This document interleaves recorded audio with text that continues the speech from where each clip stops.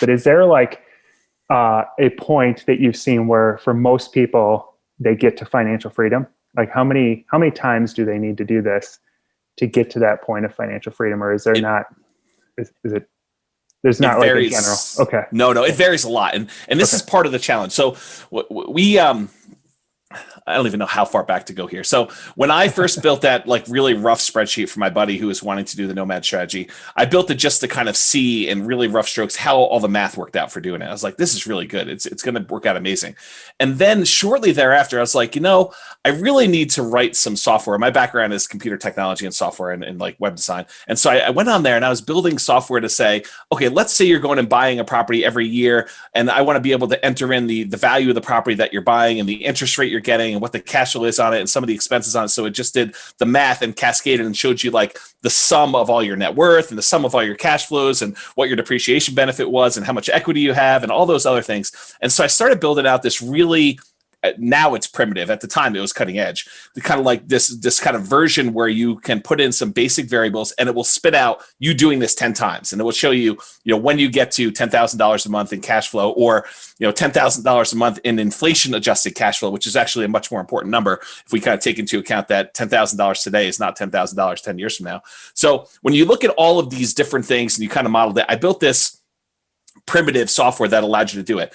And I used to use that when I was teaching the real estate investor classes every week. So we'd come in and I'd say, look, this week I'm going to show you what it looks like if you're able to find properties that have, $50 a month when you buy them, or, negative $50 a month. Because we live in a market where the numbers are just ridiculous. I mean, we're buying $400,000 properties that rent for $2,000 a month. The numbers just don't work out for cash flow in almost all cases. So, how much negative cash flow are you going to have?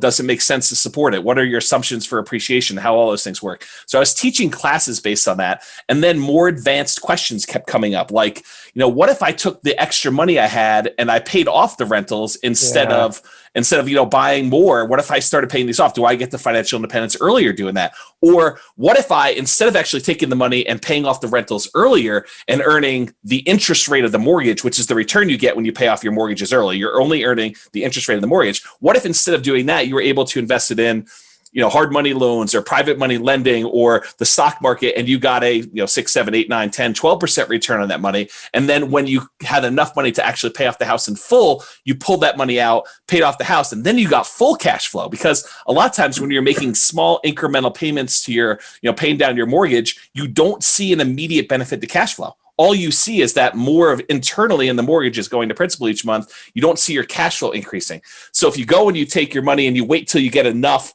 investing it outside of the property, and you use that to, in one lump sum, pay off the entire property, and then your cash flow goes to a free and clear property cash flow where you're getting cap rate, then you get this compounding effect of that cash flow can then count toward investing it in stocks or bonds or private money or hard money or whatever you're doing. Then you can pay off another property. Is that faster?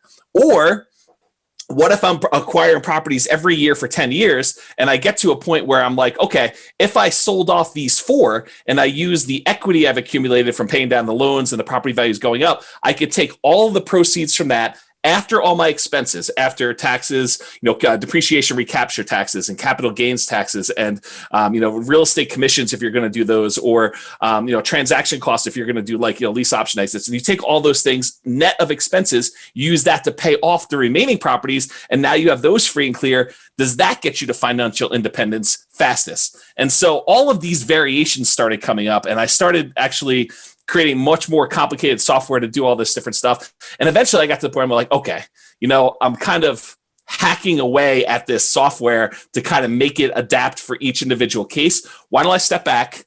I'll do like a full-on design interface of how can I do this software to do any type of modeling, whether it's stocks or bonds or real estate or paying off properties early or whatever, all at the same time. And so I really took a much more holistic, big picture view of it, redesigned it all from scratch. And that's the current version that you can decide to go in and implement whatever you're wanting to do. And so I think your question was like, which one's best?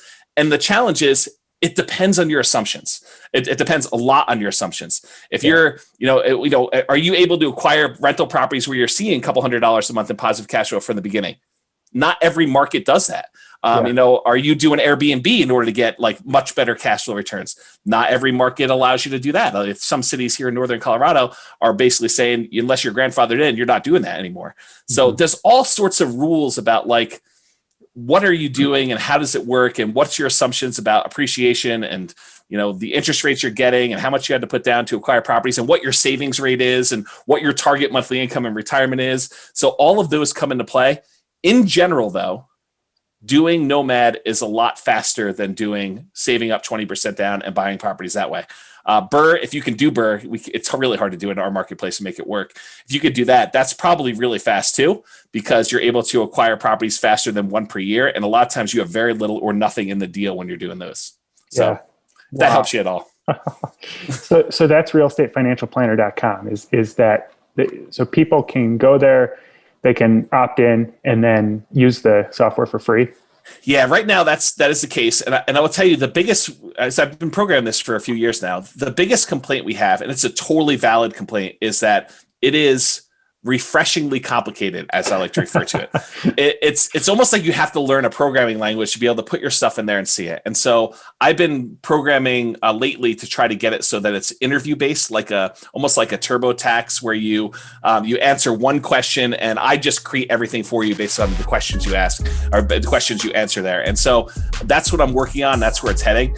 But right now, you can go on there and try to do it, and it's complicated because it does so many ridiculous things to model that.